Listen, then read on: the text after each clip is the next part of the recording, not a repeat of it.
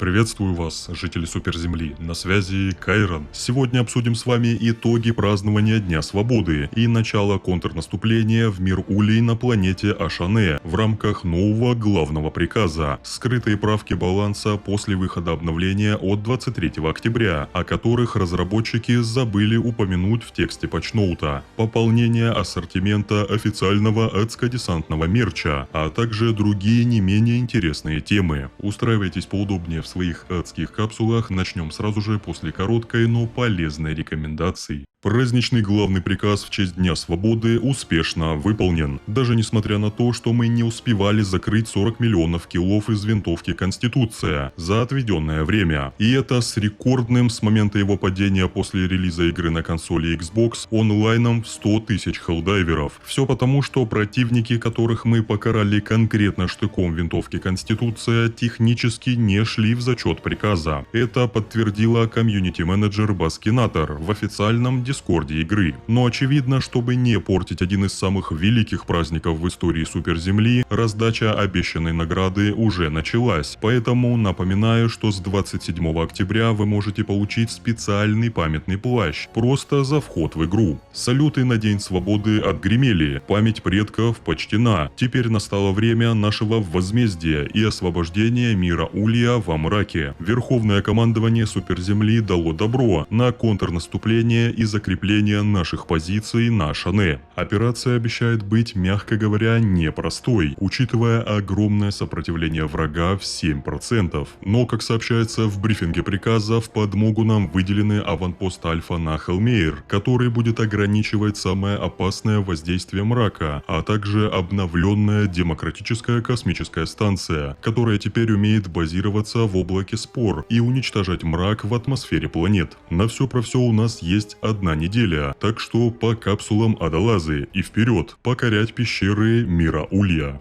Оказалось, что 23 октября с выходом последнего обновления разработчики бафнули больше оружия, но как это у них часто бывает, просто забыли указать об этом в описании патча. Самостоятельно сравнив старые характеристики вооружения с новыми, мы можем увидеть скрытое улучшение основного урона револьвера P4 Сенатор на 25 единиц и прочностного с 70 до 75. К тому же Сенатор подвергся аналогичному увеличению потери урона с расстоянием, как у некоторых других пистолетов и ПП, например, Защитника или Вердикта. Другой пропущенный баф касается киллзоновской штурмовой винтовки СТА-52. Ей прибавили 20 единиц основного урона с 70 до 90 и уменьшили отдачу с 19 до 14. Кроме того, разработчики изменили долю прочностного урона для ног и рук Берсеркера с 0 до 30%, как это было сделано для разрушителей, о которых они уже не забыли упомянуть в тексте патчноута.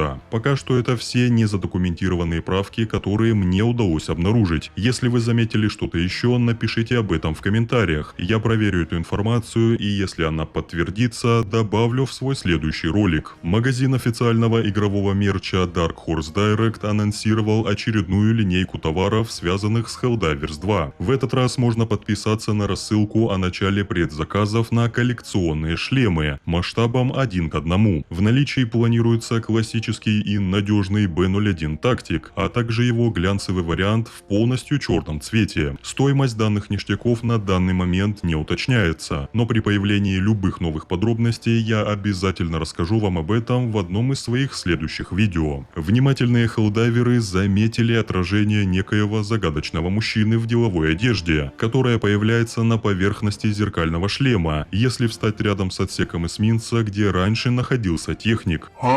Кем именно является этот персонаж, лично мне непонятно, однако некоторые в комментариях на Reddit предполагают, что это коллега кареты Келли, который ведет новостную передачу на самом демократичном и свободном телевидении Федерации. И напоследок, завершая блок основных тем, обсудим небольшую порцию информации из отчетов копателей файлов. Не любители спойлеров, как всегда, рекомендую вам перейти на другой фрагмент этого видео. Появилось геймплейное видео одного из свежих заданий по захвату шахт автоматонов, найденных после патча от 23 октября. Изначально при появлении только скриншотов этой миссии, многие, в том числе и я, подумали, что все боевые действия будут происходить непосредственно внутри этих шахт, по аналогии с пещерами Термигнит, с отключением поддержки с орбиты в виде стратагем. Но все оказалось намного проще. Arrowhead'овцы сделали всего лишь своеобразную копию миссии по поднятию флага. Просто зачищаем точку от врагов демократии, вызываем флаг и отбиваемся от новоприбывших подкреплений противника в качестве развлечения. Судя по всему, именно таким образом разработчики видят захват вражеской шахты. Хотя все же было бы интереснее увидеть более проработанный вариант выполнения внутри самого объекта. Далее переходим к обзору товаров супермагазина и личному приказу на ближайшее время.